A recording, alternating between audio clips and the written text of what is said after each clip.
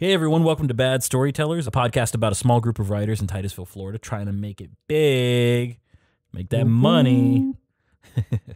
I'm your host, Josh LaForge, and with me today is Max Wessel. Hey. And Liam Malone.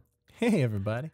We typically start by discussing the media we've consumed in this time between this and our last podcast. Then we move on to our own writing samples, and then afterwards we roll the dice, pick 3 story genres, and workshop a film idea and record the trailer. So stick around, or don't. Nobody listens to this fucking thing anyway. Like 40 people listen to this thing. We had 40 listens. I think a few of them were repeat. Like who? I don't know, but I'd sure like to.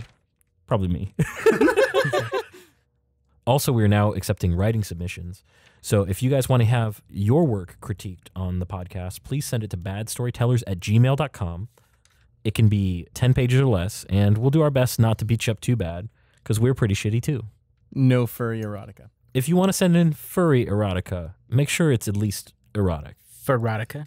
And if you want to work in my fursona That's true. into your furry erotica, It's called PM me for deets. Erotica Mars. I solve mysteries. So I've got some retractions. A lot of them? No, I've got one. Oh. Neil Gaiman is pronounced Gaiman, not Gaiman. Okay. So think it's gay men, not guy man, because guy man would be redundant, and he's a writer, so he knows better. I've always Also, it's his name, so. Yeah, I've always said kind of. always said Gaiman, and then people would correct me to Gaiman. no, it's Gaiman. It's pronounced Neil Diamond. Yeah, sweet Coraline. God. What about you guys? What do we watch? What have we consumed? I've been trying to dig through older Private Eye stuff, and I stumbled upon the Rockford Files.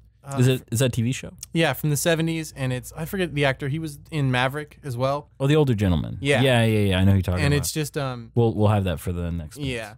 It's every episode. He gets beat up, doesn't know what's going on until the last 10 minutes, and he's like, I figured it out. Is it any It's good? I think it's cool. Just full of things that now no longer make sense or could be used for a plot ever. Because there's a lot of looking in phone books and doing car chases in like just great 70s cars. I really like it, Awesome. but it's really weird. And I'm rewatching Naruto.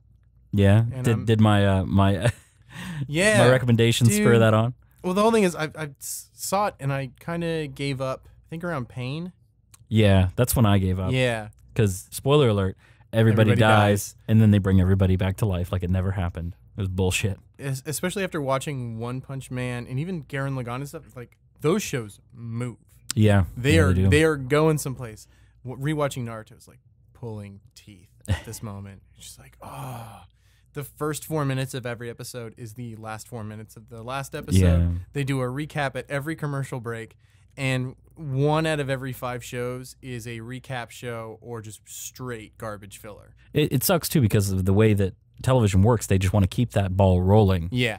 And it doesn't matter if it's caught up to the manga or not. They're like, oh, we'll just make more episodes. They can be as shitty as they want because people know that it's going to catch up with the manga soon. So I wish they would just be like, oh, well, there's enough manga here, or manga, or however you want to say it, for an entire season.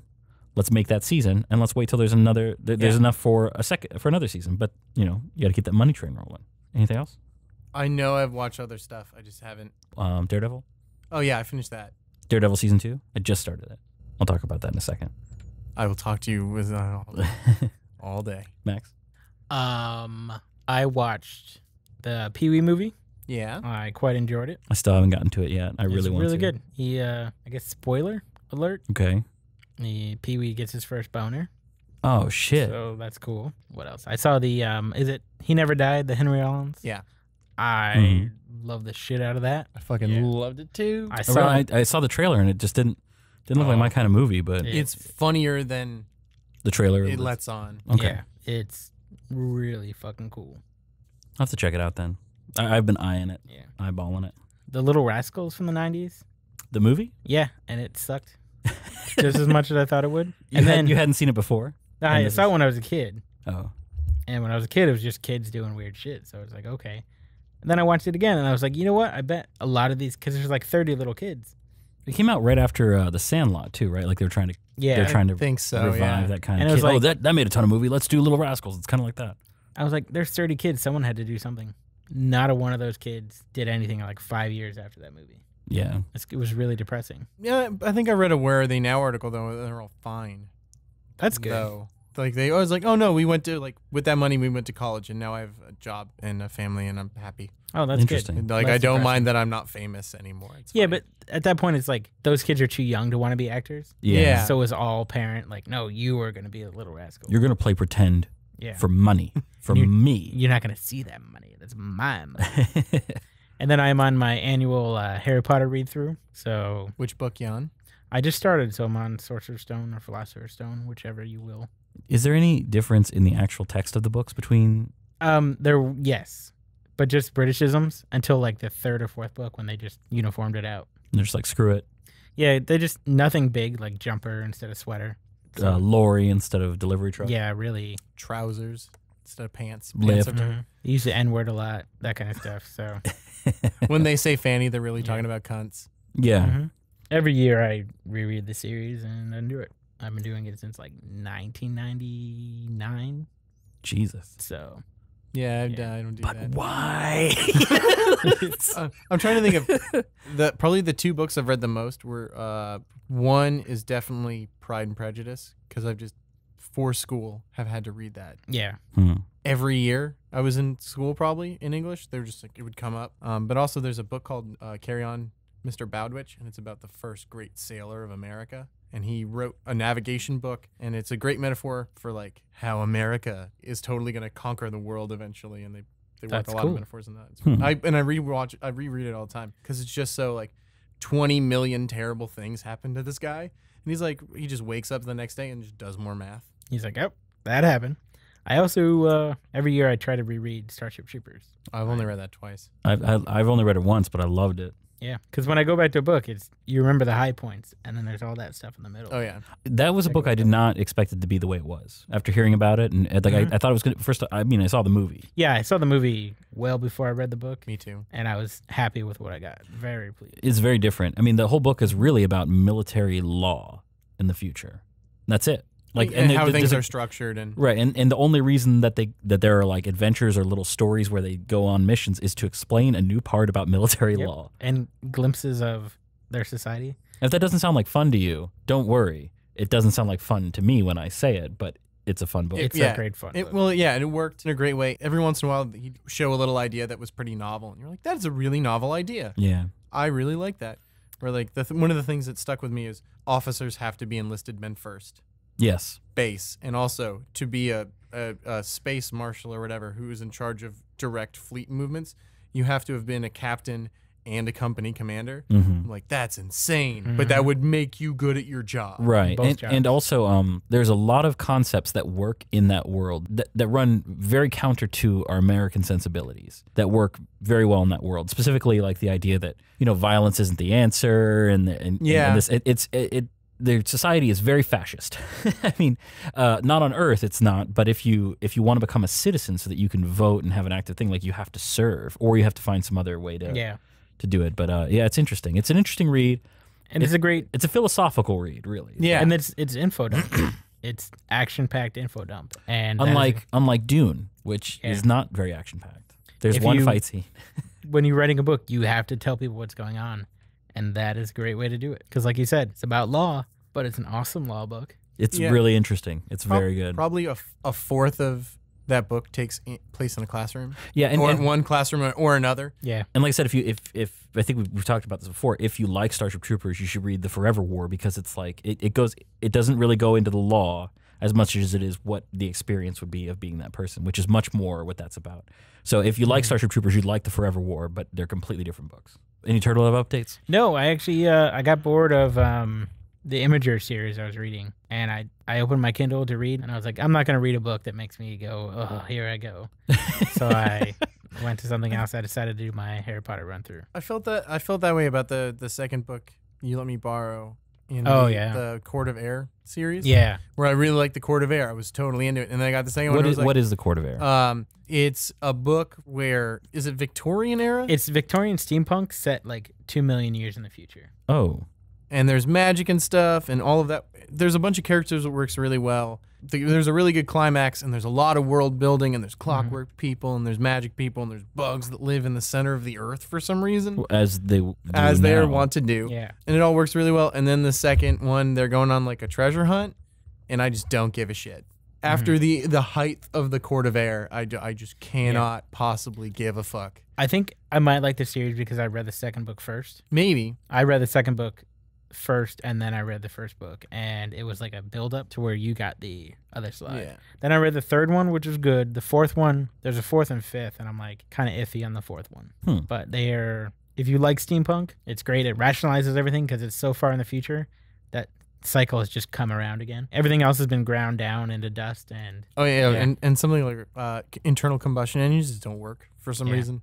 They figured out just don't. They're like, we can make a car run on springs. Why don't we do that? And they did. Huh.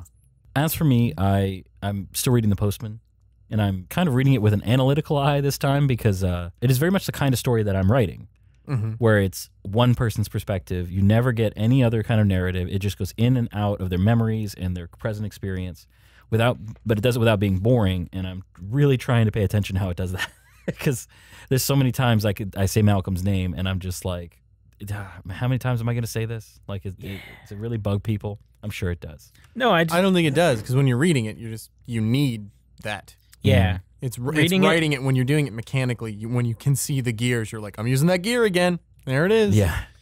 Yeah, I think that's definitely a thing of writing it is annoying, but when you read, you just blow right by it. Interesting. Well, you guys will have to. We'll talk about that in a second. Then I also started Daredevil season 2. Super good. How many episodes are you on? 2. I finished the second episode, so please don't spoil anything. I really like the Punisher so far. It feels very much like they saw the Dirty Laundry short film with Thomas Jane, and we're like, no, that one. That's the Punisher. That's the one we want. That's the comic book version that we're going for. Not the over-the-top one where the Punisher's holding the Earth hostage and has a gun to it and says, buy this comic or the Earth gets it. I'm trying to think of what else. I saw some movies, I think. Don't remember. No, I read some more stuff. I just can't remember it. Although there is something I do want to talk about that I just fired out about that I'm going to talk about now. Let's do it. Rogue One trailer. Oh. Yeah, I saw it. Rogue One trailer. I want to talk about it. Yeah, I was excited. I think it looks dope from what I can tell. Donnie Yen looks great. Yeah. But I don't know why. Maybe it's the close-up on her face that's making it for me, that's bothering me so much, but her teeth are too perfect for how dirty she is through the entire trailer. That's a weird nitpicky thing to focus on, though. I wasn't trying to focus on it. It just really stands out. I feel like you're the only person I've heard say that. I'm sure. It just bugs me. Maybe it's because I watched the Count of Monte Cristo movie. Yeah. Rewatched it recently, and I'm just like, everything looks so good. Which one? Gerard Depardieu or the recent? No, the is it Jim Caviezel? Yeah. Yeah, that one. With Guy Pearce. That's a good one. Yeah, it is. Like it. But the trailer, I was at like 85%, and then I saw Forrest Whitaker, and I went to like 130. Yeah. I had no idea he was. You know what? You know what sold me on it? Mon Mothra. Whoever they got to play her is like perfect. Mon Mothra, is that a Godzilla crossover? Oh no, Mon Mothma. Sorry. That's okay. That's funny, man. That was a Freudian slip because that's something I want to see. Now that's all I can think Mon about. Mothra. She's like, no, But I saw her and I was like, oh yeah. I don't know who Mon Mothma is. She was the leader of the rebellion in between the destruction of Alderaan and the rise of Leia. Old lady in a beige dress. No, I saw her I know who you're talking about in the trailer, but like, is she from the books or something? She's from in the movie. Jedi. Oh, okay. She's the one who's like, that's the movie I've seen once. Many Bothans died gathering this information. That's okay. Her. Yeah. Yeah, I think I've watched the first Star Wars probably like 8 times, Empire like 12 times, and Return of the Jedi maybe once. I like Jedi so much. Jedi I've probably seen the most. That is definitely my least favorite. Everything I remember about it I dislike. There's a lot of bad in it, but one of my favorite things it does in the end is it has those 3 stages of fight going on that I really enjoy, that I think work better than the original A New Hope. Where you have, I see what you're saying. Where you have the battle on the ground. It's Ewoks, kind of hokey, whatever. Yeah. That's fine. The space battle is intense, and A-Wing flies into the Executioner's bridge. It's metal. It's fucking awesome. I love it. And then there's the Vader, Palpatine, Luke battle going on. Yeah, it's kind of like the end of Inception. Yeah. Where they have to keep checking you're flowing the whole through. time. I definitely see what you're saying. Pulling out from the small scale into the large scale. And then they start dominoing. And then you realize what the actual important fight is. the fight on the planet is just to get the Yeah. shield down for the Yeah. space battle, but the space battle really is about ending the Empire, and that is what Luke is actually doing. So And, like- speaking of Star Wars and Rogue One, I do want to kind of switch gears here for a second. Did you guys see the first 8 minutes set to Dark Side of the Moon? No. Fits way better than The Wizard of Oz. Ooh, really? Oh yeah, big time. First 8 minutes of what? Force Sorry, Awakens? Force Awakens. Yeah, Ooh. yeah. It's pretty fantastic. I know what I'm doing when I get home. Yeah. I need to buy that because I'm a special features junkie, and I hear they're pretty good. I've heard they're good too. My laptop died and I have no way to play DVDs or Blu-rays. So when I get back into moderndom, I will pick that up. Right now, you're in the Stone Age. I can give you a Consider laser it. disc player. I don't think they made the Force Awakens for Laserdisc. I'll make it happen. Yeah, just jam it in. Rogue One trailer was really Mhm. what It was we're good. talking about. I Yeah, liked it's it. good. I I dig liked it. it. We'll see where it goes. I don't.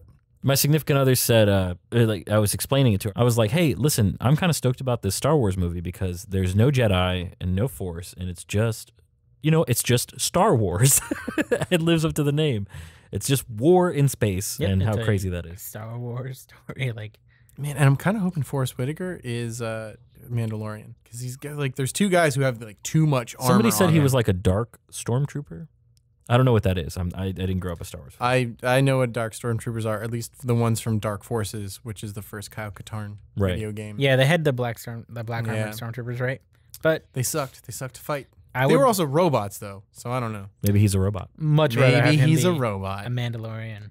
It'd be That tight. would be cool. But it had everything you want. Like, hey, we're X-wing pilots and we're gonna go do cool shit. And I'm like, okay. And I want to watch you do cool shit. Here's my $8. I think that's all Disney. It's probably gonna be 12, but that's fine.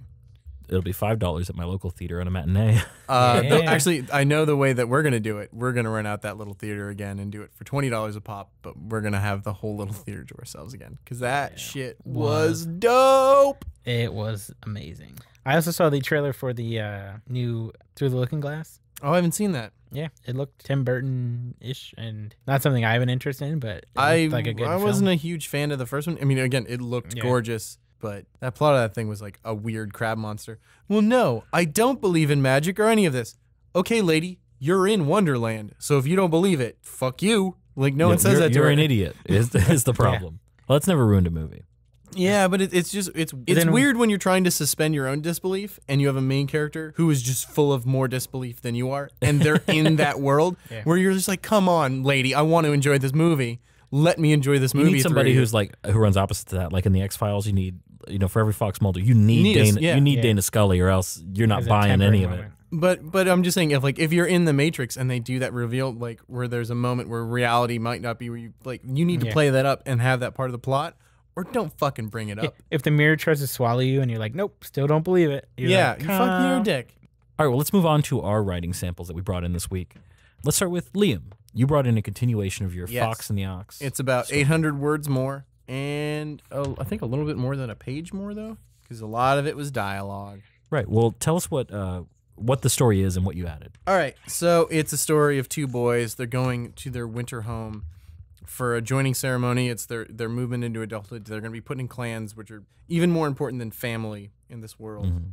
It's like a caste, isn't it? yeah. Is that the idea? Yeah, it decides kind of your political and economic future. And the reason why they're divided so much is they have to be kind of a command communist situation because they have so little that if there's any fluctuation or any misstep, they're done. They're dead. If you don't have enough blacksmiths, you're not going to have enough crops because you're not going to have enough plows, and you'll die in winter. And I introduced a lady who I already kind of know what I'm going to do with her.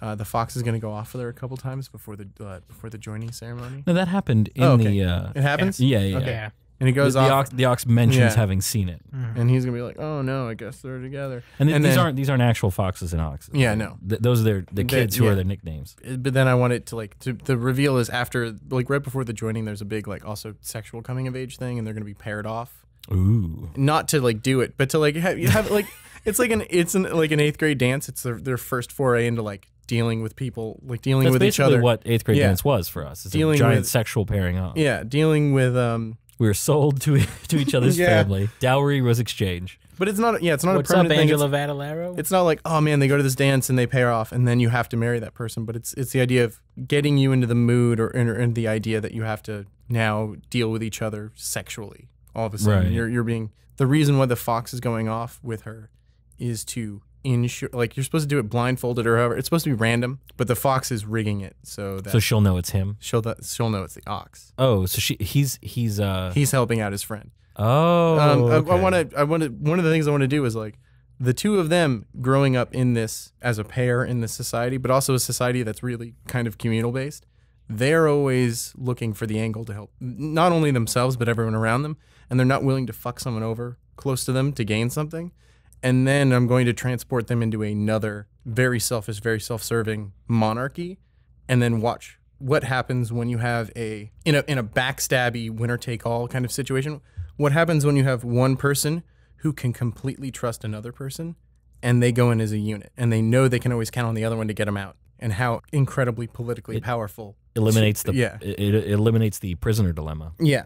Yeah, that could be interesting. I'd like to read about that. Yeah. I So think that's there's what I'm kind of going for. philosophically some good places you can go with there. Yeah. So the first two, I think the first 2 or 3 chapters are just going to be them in childhood developing their characters so that you know who they are, that when they're put into this bigger, wider world, you don't have to. You're not worried they'll betray Yeah. each other. I wonder if actually studying some of the game theory might give you some ideas for situations that they might force them into that they'll completely break. Oh yeah, Well, actually, the reason why I came up with it was just reading more up on the Senjoku Jigai, because the only reason why Nobunaga could take it over is the country directly at his back was a staunch ally, and no one else had that. So when he went invading, someone could hold his line for him in the back, Interesting. and that's the only reason he won. And he is pretty reviled in Japanese literature. He did a bunch of bad stuff. Yeah, yeah. Yeah, who took over afterwards? It it wasn't Tokugawa? It wasn't. There was a guy in the middle who invaded Korea I don't know. and completely redid their tax system, and that was actually maybe the most important thing done at the end of that period. But Korea had those turtle ships. Oh yeah, dude. And Admiral Yi. Have you ever read up on Admiral Yi? Yeah. Admiral Yi was the best sailor that has ever lived. Thank God for like Age of Empires as a kid. Yeah, it looked like a bunch of people died after him. Oh, tons. And I think a bunch of his Nobunaga's children were slaughtered. When his first heir committed suicide at 25. Damn, metal. It's just a bummer. All right. So what do you guys think? What do you guys like Joanna? Do you? Yeah, I don't really know a lot about Joanna except for she feels very familiar to these two in the way that she can kind of joke with them and jibe them, and she knows not to push it too far with the ox. I think I need to maybe in the earlier part kind of maybe hammer in again. Her siblings is supposed to. That's a big deal. That's a big concept. Right. I'm digging And, the shit out of the world. I like it a lot so far. I would like more descriptions of the place that they're in. Okay. Like just physical. Just take a paragraph and just describe it, and that would be. I do need to do that, and I really need to figure out where they are. Okay. In a lot of ways, because I'm trying to think of like where in a valley in the far, far, far south. How temperate could I make it? What is the most temperate place I could describe? I mean, if you just described it as like a wooden building that's as big as a hall and there were fires, that gives me context. I mean, from when it was described, I almost imagined they were outside, like just kind of milling around. Oh, they are out. That conversation is outside. Yeah. Okay. So Yeah. that's what I. and they're like, what They're kind putting of up tents. I think they're talking. Yeah, they talk. are about they like, tents? Are they yurts? Like what kind of There's all- structure? I well, need to know the yeah. process that the mud hut is made from. Yeah. Okay. Well, even that can tell you the temperature. If they're building tents, then everything's gonna be fine. But I if they're don't know. I building think- super strong structures, There's also I think there's also another weird thing where like the culture that they live in is an amalgamation of all of the southern people into one society, and I think they mention 1 or 2 ethnicities and how they're supposed to be sort of different. I don't know if I want to keep that yet. I would have it like maybe not now, but later, like how they're driven into that. Mm-hmm. Because so much of society is you got pushed out of your home, and now you have to deal with this new area you live Yeah. in. And I'd also like Because why would the two cultures come together? they kind of shit on the miners a bit. It'd be nice if there was a character who is a miner, who's maybe, I don't know, just to give the audience a different perspective than how a kid would see it. Yeah. Well, actually, and I haven't explained this yet, but a part of it is like the ox is just completely and utterly claustrophobic. He's a giant, huge man who does not like being confined at all. Makes sense. Cool. It makes sense for anybody to be claustrophobic. Yeah. You know, like if you just say that he's claustrophobic, nobody's gonna be. It's like being afraid of heights. You know, that's a fear. I would definitely eat my pickaxe before I became a forest miner. I would not ever want to be in a mine for any extended period of time, and I'm not claustrophobic. Yeah, mines are scary. It's just a terrible fucking life. You get the black lung. Well, not if you're doing it with picks. Yeah. So we got something for Max too, right? Yes, we did. Mine is a redraw of what I brought in last time. It's kind of like a focusing on the captain more and like Yeah, like the legend around him and his. That's what I'm trying to do more of, like be in his brain from what you guys suggested, and Doug's suggestion of describing the boat a little more, because when I read back, I realized reading it, you would think it was a sailing ship. Yes. And then it's in the 1700s. 100%. So I'm trying to go back into more, and this is not like for readers. This is just me putting down ideas on the page in the way that I do. And I definitely want to take up Liam's idea of the Marine. So I want to do... You could seriously do it chapter by chapter. Yeah, chapter and switch. Captain and the Marine. Because the Captain is extremely upper class. His father is an earl. He has the best of everything. He really doesn't understand the lower classes. But the Marine will understand the lower class. And I want there to be like, when the revolution happens, the Sinclair is just out of his element. And he's like, what the fuck is everything he has ever known is now bad. It'd be interesting to hear the kind of inflated legend about the captain from the Marine's perspective. Yeah. And then, because I like how you handled it in this, but if it was specifically through the Marine's eyes, that would be interesting, because then when you switch back to the captain, you could almost be like, he kind of has like a private envy or reverence for the people who were Marines instead of winning and going into captainry or whatever. Okay. So like he can be faintly embarrassed of people liking him, because he might think that these people are actually more capable than he is. Yeah. But he's in command. But he can even be like, they're lower class. How could they be more capable than me? Anything, honestly, just as long as you get what each party thinks about the other, I'm in it. I mean, I like how you started off with the description of the ship, because I feel like okay, that it feels like an establishing shot in a film. Like you start outside and you're like, look, this is what we're looking at. And here's what's on it. And there's a ship, and then it closes in, and it's the captain, and then it pans over, and you're watching the guns. You know what the setup is. There's a flow. Yeah, Cool. I dig the way it's structured, even if it's unintentional. Yeah, cool. Okay. Yeah, I was really just trying to get into his brain a little more and how he feels about what's going on, because I know that's been my problem throughout the podcast. Being clinical. My characters are just outside of their own head. That's how I am before I start writing. Like all of my outlines are just total zoomed out, always, all the time. So it's me trying to get information down. No, man, straight up voicing is hard. Trying to make characters feel distinctly their own, rather than you doing this 100 times in different ways. I felt more of his character doing that, and I really like that. So that is something I will add to my tool bag, if you will. Yeah, I'm finding that being in a character's head is a rabbit hole. It's way in a good too, and bad way. In a good and bad way, but the bad way is it's way too easy to make somebody into a Mary Sue. Oh yeah. Because my idea for him was like he's gonna be like this big guy and he does a thing and he gets the pirates to join and he fights the revolution.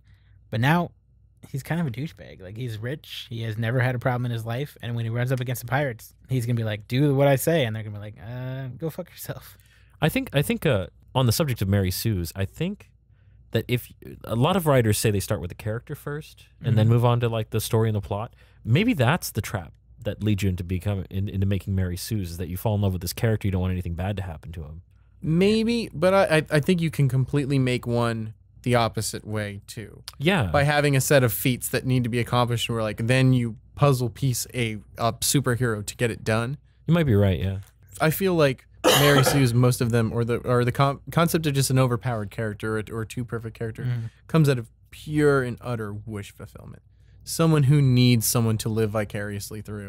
Maybe. Or, well, it also comes like if you're describing somebody, like you're trying to be super progressive and like, oh, well, I'm describing. You see, they know how to deal. Mary Sue they know how to deal with every social situation, and they never use any improper language. And it's James Bond, 100% Harry Stew, and then, but you read a lot about it with women who the author, if it's a man, is trying to describe a woman who's good at everything. Oh, she can fix cars, but she like the lady from Transformers, the Megan Fox character, total Mary Sue. Well, the whole thing is that's again wish fulfillment. Yeah, that's you're probably she's extra hot because she fixes cars. And even like going too far, she's all dirty and greasy. But she wasn't. That she fixes cars, but she cares about her looks too, guys. Oh no, There was when she got out of that hood. There was a nice like grease line up here. Not how actual people get done when they get done. Like interesting. you change a battery and you're just like fucking filthy. Do you remember Tears of the Sun, the Bruce Willis movie? No. Oh, it was a movie where he was like an army, you know, or whatever, and they go through the jungle. And I was watching with my dad, and he's like, "That's the only movie I've ever seen where their makeup was messed up when they were out of the jungle because they put on the full combat gear. You know, he was in Vietnam and everything." He's like, "That shit does not last 5 minutes in the jungle. Like they're having firefights, they're running, people are getting shot, they're sweating, and they always come out of the jungle with perfect." And he's like, "That's the only movie that I've ever seen where anything actually, you know, changes with the character." Interesting. You know what's funny too is that books are very clear, like about combat and stuff like that, are very clear about how different the person looks when they come out, and like, you know, because as it's happening, they need to give you clues about how things are getting worse and stuff like that. In movies, it's just about the action, so it's not really that big of a deal. And more importantly, you want the picturesque scene at the end. You want the towering triumphant hero, or the even when they get hurt, they're like kind of hurt. Yeah, it's usually like a gut shot, and they're just like, eh. Also, because doing a lot of prosthetics is probably expensive, but It's true. There are limitations. Yeah, and not to mention continuity. Like if if everybody looks the same all the way through, it's easier to use shots from other things. That's true. Is there anything else on this? Suggestions? I would like to see it. I would like to see it how you would use this in the actual story. Like I like to see where it's going. Yeah, because this doesn't quite feel like a first chapter to me. Well, the thing too is that I don't know if it's just my personal bias, but like whenever I outline something, like I always start all the way out first and then zoom all the way in. So any criticism I'm giving you about this is me just going, I don't know. Yeah. I mean, it looks good so far. This is how I outline. This is I believe we have had this conversation before. I just write a bunch of shit down, notes to myself in narrative, and I'll just keep going with that. I hope you do. I'm starting to get into the character and like where he's gonna go. He has changed completely in the past 2 weeks. That's going to keep happening. Yeah. And I like the idea of the lieutenant or the lower class Marine coming in and making him. You again come up with your own. He doesn't even have to be. He can be middle class, but like he is not where this guy is, and this guy is gonna have his whole world pulled out from under him, and he's gonna have to try to fix it and understand why it got pulled out from under him. I would like if it's possible for when he gets introduced to kind of go back into his personal history as just like highlights. Yeah. You know, and say like he did this and he did this and this and he got recognition for this and this and this and here he was now, you know, that kind of thing, just to give me even a better idea of who he is, like he did with the ship. Yeah. Or you could even just the moment where he's like talking about his wool uniform, he'd be like, it felt much better on this soil. Or when he was in the academy, he thought he could never be any hotter or any more tired or any of this. Oh, and cool. Yeah, I like that idea. And then just link it to something physical. And then you can always use that as a touchstone to bring the memory back. Kind of thought memories. Yeah. Yeah. I like it. I could even, because he's waiting for combat, and that's cool. He kind of ruminates. Yeah. Would be a good idea. What did you bring in? I brought in the completed vomit draft of the 4th chapter of Malcolm Hatt.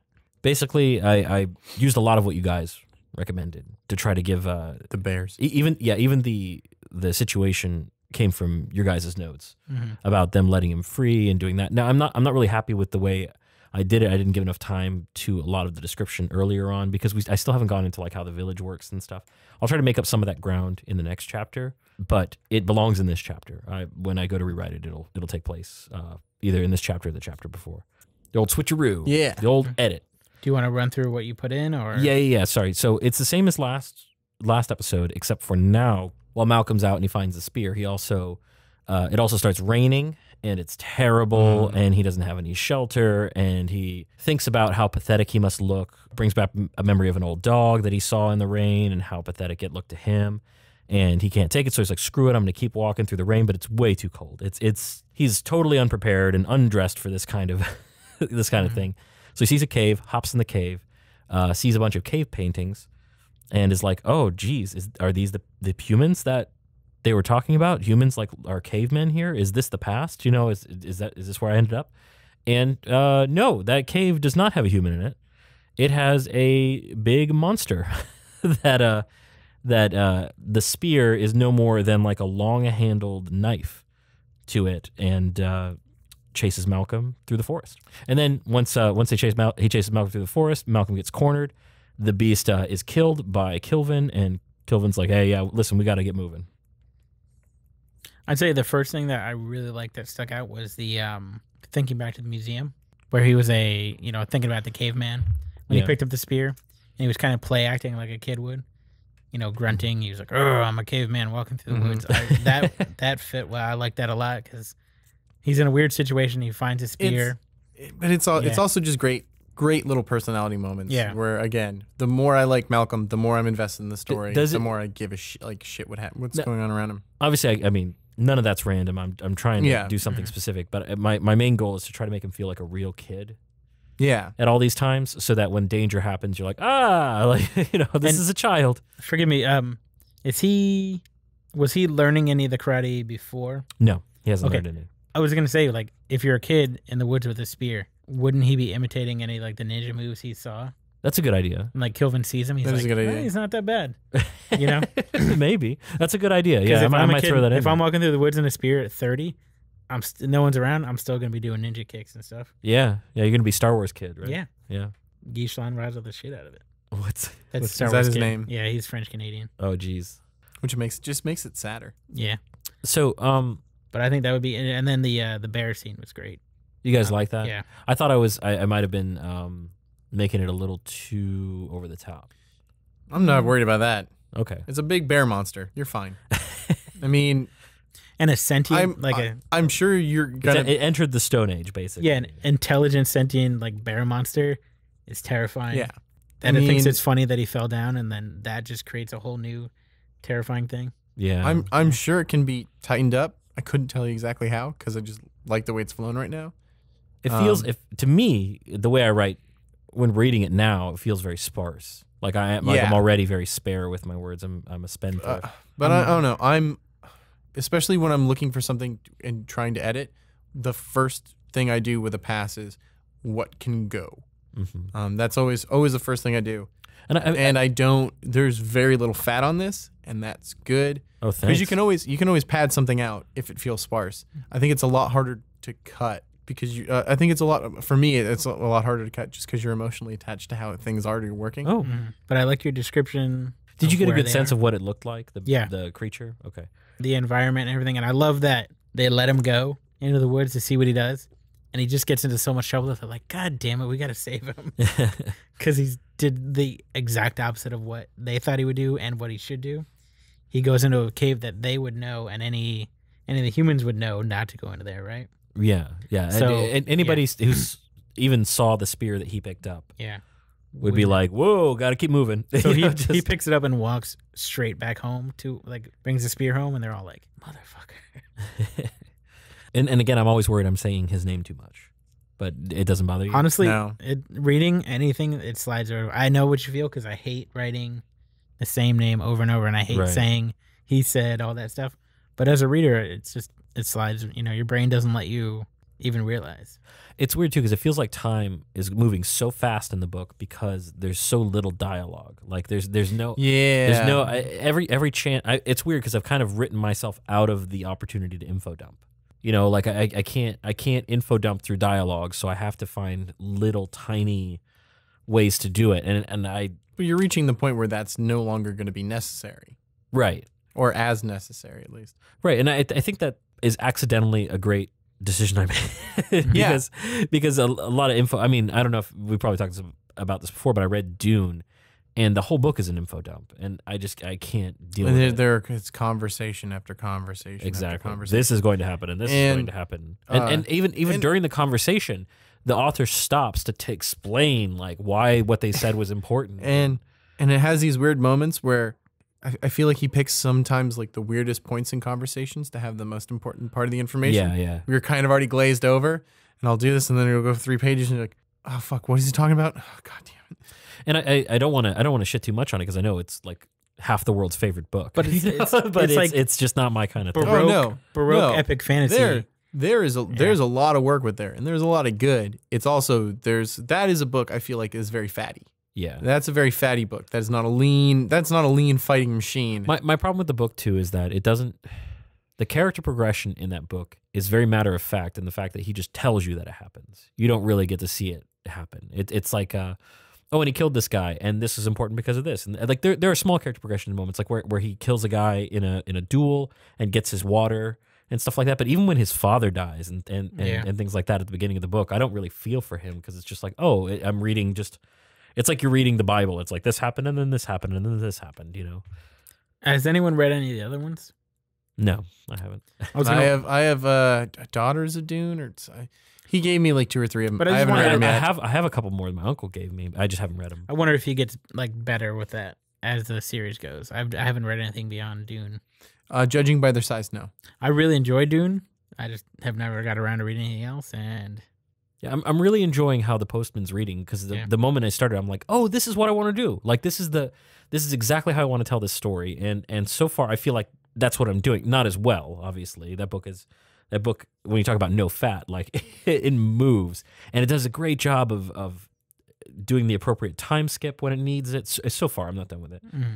And getting you in his head and explaining why. And it's not an info dump because, you know, he only gives the reader information about the character's past when an event happens that you have to explain his reaction. You know, and it's very, very lean on how it does that. We keep saying that, but that's what I'm aspiring to. I don't know. That's important to me because again, my favorite authors are like especially ones that I think that influence style. My favorite, or at least for style, are like Twain, Vonnegut, and Hemingway, and all of them just they're all go all the time. And there's a lot of stuff where like they mention an image and then they move on, and then later the plot reveals why that image was important or that scene that was missing was important. I think I feel more influenced by Vonnegut in just like sentence choice and stuff like that, and like how I'm trying to structure the plot, because it's not. I mean, I'm not saying I'm doing that correctly or anything, but Cat's Cradle is such a masterpiece that it's hard to let it not influence you after you've read it if you're trying to write something. Where when there's a simple sentence, there's a decision behind it. Exactly, which I really like. I feel the opposite.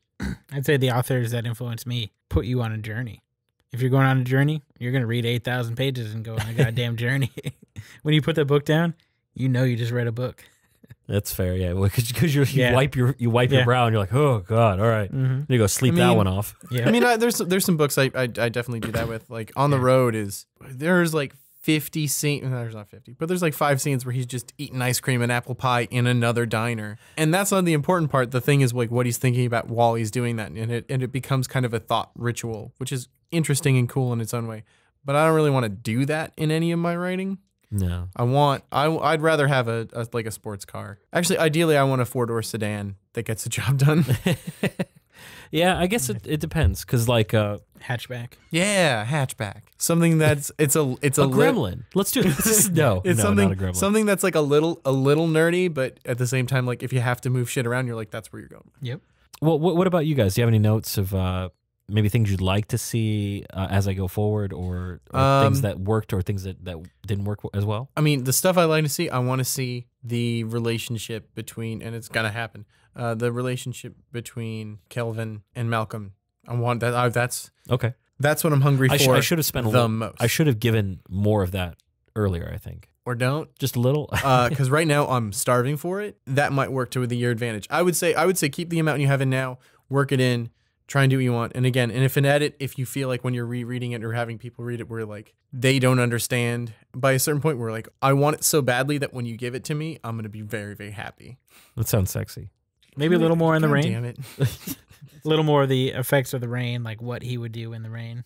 But that's just me personally. What do you mean, like ways he tried to stay warm? Yeah, ways he would try to live through, because he's very mentally strong.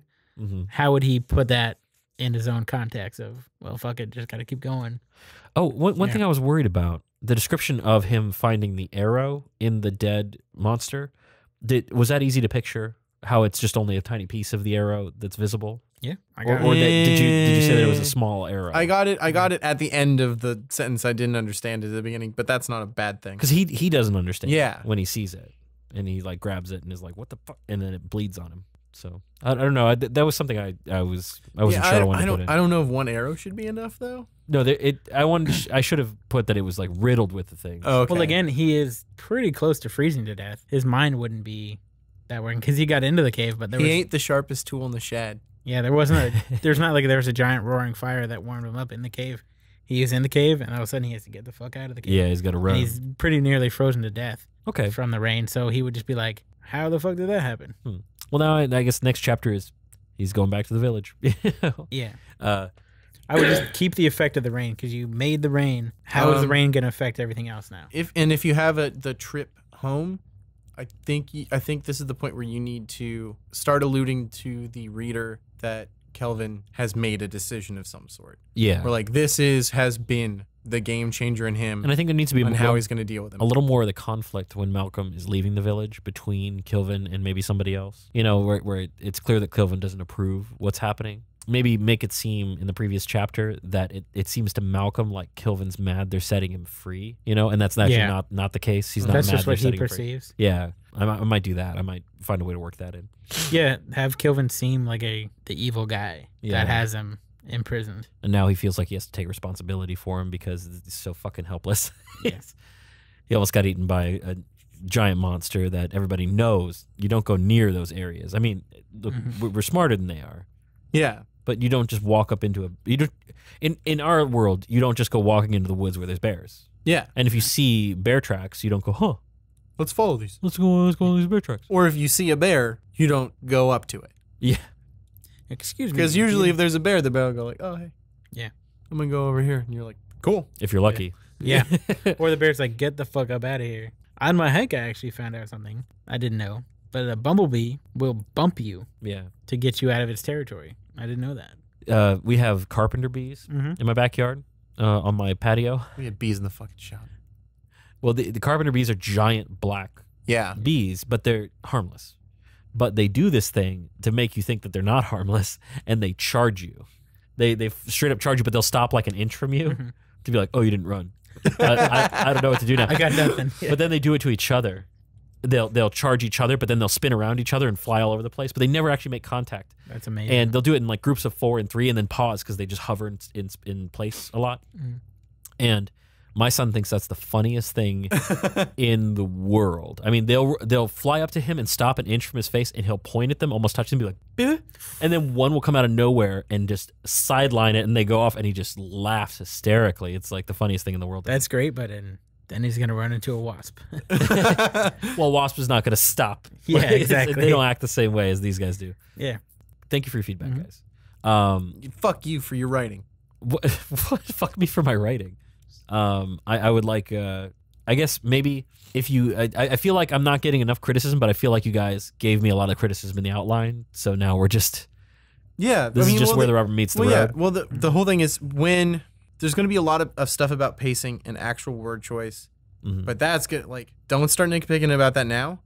Just that's burn through it. Because you were good. That's going to bog you down, and then you're never going to finish this. Yeah, because Finish it, and then We'll read it as a whole and be And like, then- oh, this doesn't work. And then actually what we should probably end up doing is before you plan on rewriting the chapter, like literally pen to paper, red ink, this sentence could be better. Take this shit out. Yeah. We'll start doing it like, Well, but don't think, do nuts and bolts before you're done. Yeah, you're right. You're Well, I think before a red pen edit.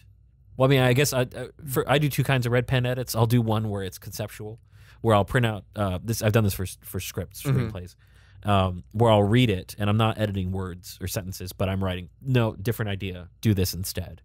Different idea, do this instead, and then I rewrite it, and then I'll take the red pen edit and cross out words and change things like that. So I think that's how we'll do it. I'm for that. Well, how about we come up with a movie, guys? All right, Sounds want to do good. that? Let's do it. All right, so now is the bad story trailers part of the podcast where we roll the dice, find out our genres, and come up with a $1 million movie idea, or multi-billion dollar, we'll say. Or just 300,000. 300,000. I'm making indie flick. It'll be fine. Okay. So what's our first genre, Max? Wes Anderson. Mumblecore. Not really. Actually, I kind of there's like a handful of mumblecore movies I actually like. Of course there is. First one is Comedy General, Okay. a story that tells about a series of funny or comical events. All right, comedy. Comedy. I can't believe this one hasn't come up before. 56. 56. I might need to re-roll. We'll see. That number sounds familiar. Jiangxi fiction. Okay. Yeah, Stories that's- about Jiangxi, the no. hopping corpses. All right, skip it. I'm not doing that one again. What's our second genre? 45. 45. 45 is Sword and Sorcery. Okay. All right. Sword and sorcery Sorcery comedy. comedy. I'm with it. All right. I saw Your Highness. It wasn't that good, but we could do better. Does that count? I think that's straight fantasy. Really? All right. Yeah, I think that's general fantasy. It's not sword. What's Sword and sorcery is almost like a post-apocalyptic, like in the sense that things are more barren and it's more about like sorcery is not common. So it's frequent elements of the horrific, Yeah. okay? in which a mighty barbaric warrior is pitted against both human and supernatural Conan. adversaries. Yeah. Well, Conan is the beginning of sword and sorcery. What did we get? 40.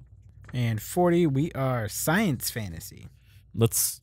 Oh, you can do sword and sorcery with science. A story And- with mystical elements that are scientifically explainable, or which combine science fiction elements with fantasy elements. That sounds like that video game that's coming out, where it's like a prehistoric. So it looks like Far Cry Yeah. Primal, but they're fighting against like the robots that Look like zebra monsters. Yeah. Science fantasy was the original name for science fiction. That makes sense. I mean, that's what science fantasy is. Mm-hmm. Is Star Wars. Okay, so a Comedic, scientific, sword and sorcery. I think it's doable. Yeah. That's almost like a kind of a Ghostbusters where science Crow. rips open a Yeah, portal to the other. but it's not sword and sorcery. no, but The I'm whole thing saying- is you could just have people who are sorcerers and it's just science. Or they find like a. So it's the far future. Yes. Like we're talking post apocalypse. Yes. There's an energy source. People use the energy source for magic. They're called sorcerers. They're really just engineers, electricians, technicians. Yeah. But I imagine like what if they're like revered as sorcerers? Yes. And one guy's gonna. There has to be a barbarian. Where does the barbarian? Just keep going. A barbarian- Barbarian is the main character. Yeah, it doesn't have to be a barbarian. Well, barbarian fits many. Yeah. You know. The people who are non-Greek. It has to be somebody who's not Greek. Okay. Yeah, but when you say barbarian, there is the definition and there's a heavy connotation. Yeah, of course. But what if we make a Greek barbarian? No. It literally can't happen. It literally can't happen. bar. Bar. I kind of almost want like a devil may care, like swashbuckler dude for some reason. I don't Okay. know. I'm down with that. You know, Can you be more specific? kind of you know run around a sword, but not a knight. Maybe like or not, and not even like maybe a mercenary, but he's not really. Kind of like Yojimbo, Yeah, Sanjuro Yojimbo, that kind of character. an adventurer, a very very basic adventurer, dresses like everyone else, but he's good with a sword. Okay. And he just is considered barbarian because he is not one of the. He's techno not wizards. couth. He's not couth. You know, one of my favorite characters from Game of Thrones would make a perfect sword and sorcery main character. Who is that? Is Braun, the guy who Yes, is that's almost exactly what I'm thinking of. yeah. So a character like that who's kind of scum by his own definition, he would be like, I'm a degenerate. Scum on the up and up. Although Yeah. whenever he's involved in anything in the show or the book, you immediately like him. I don't like him in the show as much. Really? I Not love him in even the close, show. Not even close. Who is the He's from Bear Island. He is Oh, Sir Jorah Jorah Mormont? yes. Mormont. Jorah. I like Jorah. He's a knight. Yeah. He's no, I'm two- just saying as in general. I he's like two- him. There are knight characters in I know, but I So- don't. so I in- don't in- want a knight. I don't want a knight. I don't wanna in deal with a Conan. knight. So the closest Conan equivalent of the character of Braun would be the Gunderman. Yeah. Who's Conan's only friend, basically. So how about we pick So how does electricity affect this futuristic world? They could have flashlights, flamethrower, like anything that uses a basic energy source. yeah, if they have batteries that just don't die, that don't go bad. Like they run out, but they keep their power until you use them, and they have tons of it. You could use this is an idea I've been workshopping. And for a the while. and the idea that everything would run off of this battery, Mhm. like you would just go to get them charged, and like it could go in your car, it could go in anything. Yeah, and Or could we have it like a stratified, like a caste system? Either you have it or you don't. Yeah, Okay. or people who discover them, and then like people will find the batteries, but they don't know what they are, and then a few people find technology that still works, like a mining drill that's like electric or something, and then that guy's a sorcerer because he can. What if our character finds those things for the people, finds the batteries and technology for them, and then just one day is like, these guys are assholes. Like they try to fuck him over. I would say he's like an adventurer out in the wilderness, finding these things for the people. So he's like a junker. Yeah, and they Yeah. turn against him. He knows why they're using him, He knows where they come from.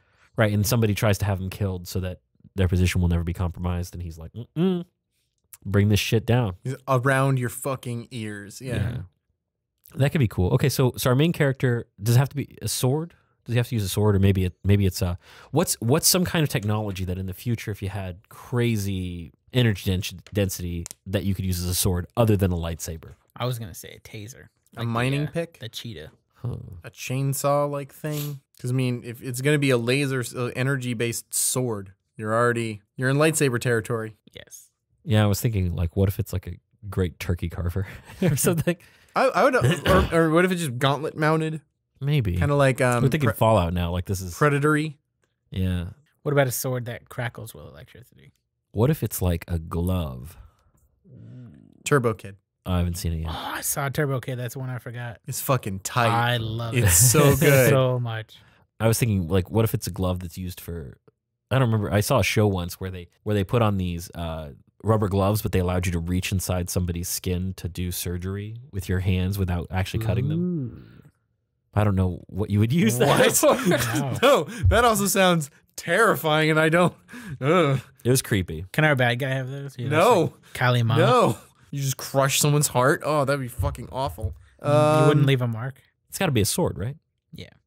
Or, yeah, just a cutting implement. What if he makes a sword out of something, right? So what if there's some kind of material like graphene or something like that is not affected by electricity? I was gonna say, or it just seems to exactly. absorb it? It's like, too bad we've done mechs already, or else he just finds a mech that should be with swords. We haven't done mechs. I don't want to do mechs. Yeah, we did though. a robot, but not mechs. Oh yeah, Chrome on the Range. No, actually, better than the real thing is my favorite thing that we've done with a robot.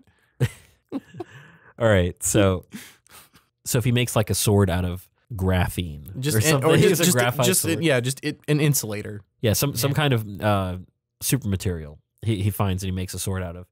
And he's fighting against all these people that have created medieval weapons or implements that they've like put on their hands that were really used for other things, like flashlights mixed with whatever. And it's like and they're sorcerers and he's the barbarian that's come to shut them down. I like it. I like it hard. A group of them discovered all this shit together. They betrayed him and left him for dead and took all the technology. It's 10 years later. They're like mages who are trying to divvy up territory, and he comes back and he's like, and it's like hang him high, and he's like, when you kill a man, you get a good look at him. Yeah. We'll do that? Yes. Okay. It's a revenge story. No, it's got to be a comedy. Yeah. Oh, we forgot about the comedy part. Okay. Blazing Saddles style. If it's a comedy, Then we just have to write jokes. yeah. Well, Could be a black comedy, can it? Yeah. all right. It's a dark comedy about what things are like in the future. I think to have a good comedy, we need a sidekick, like a bumbling sidekick or something. We need something to facilitate it more. We need a Right. Rob Schneider. Rob Schneider is the We had- graphene warrior. Before you shut up, we had a conversation about Rob Schneider. Or maybe that is the main character. Is the bumbly one?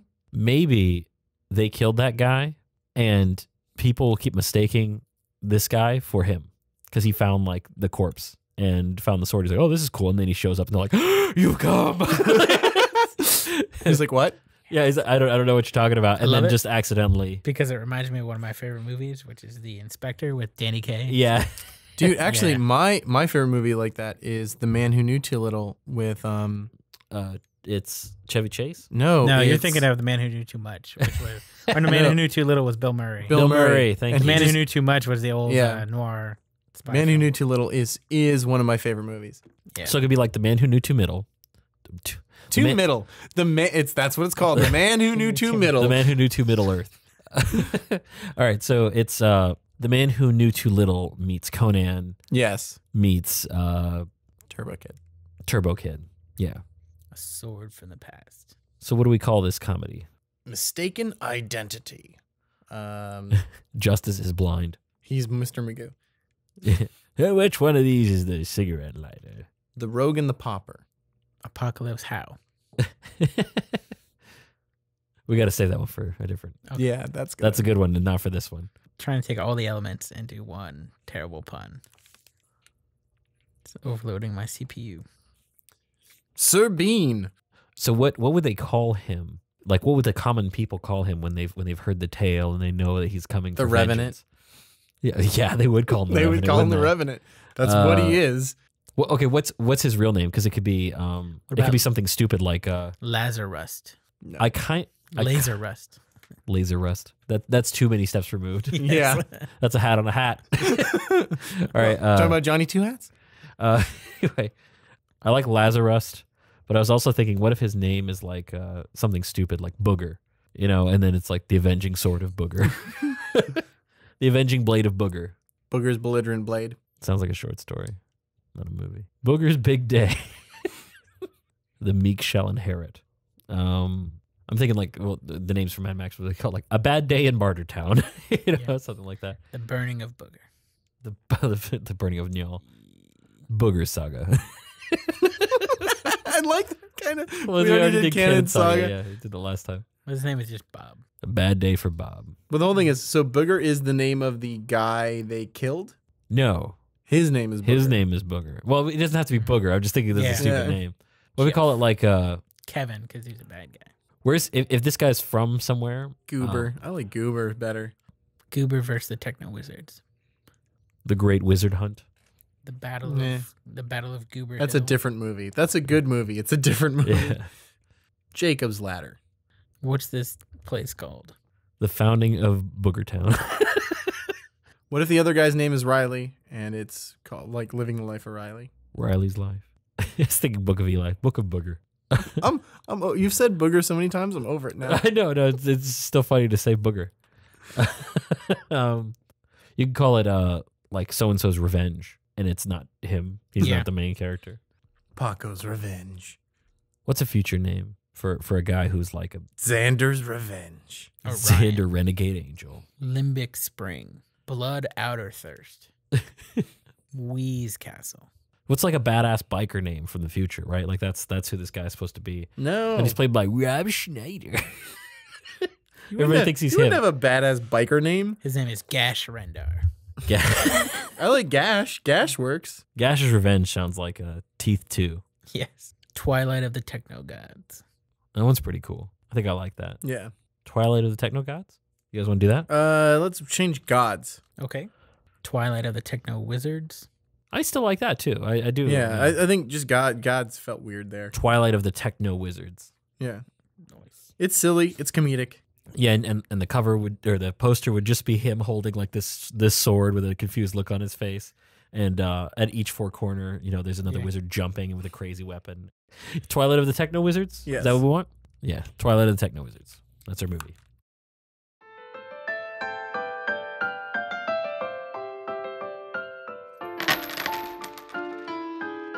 One glass of gut whiskey. Come from across the gulch, stranger. Must be in a real need to make that kind of journey. Yeah, I guess so. For a junker like Goob, digging for treasure in the desert held the promise of a new life. That blade on your back looks real familiar, stranger. Where's it from? Familiar? No, it's The sword of Galef, you've returned! My stars, it's true. But this haul was worth more than he bargained for. I'm sorry. I think you. Cogwith be praised! The reign of sorcerers is at an end! I'm not who you. I will be praised! Goob is about to discover that not everyone is looking forward to a savior. Don't be ridiculous. Galef is dead. We killed him ourselves. His ghost has returned to punish us. You are a moron. I'll solve this problem myself. You aren't Galef. I know. That's what I've been saying this whole time. This is too ridiculous. I'm putting an end to this once and for all. Stop! I'll give you the sword back here. Die, impostor! Oh my goodness! I am so sorry. Are you okay? Impossible by an idiot like you. You did it, Galef! You slew the drill mage! Will somebody please do something? This man is dying! Cogwith be I will praised! be praised! Join the rebellion this summer in Twilight of the Techno Wizards.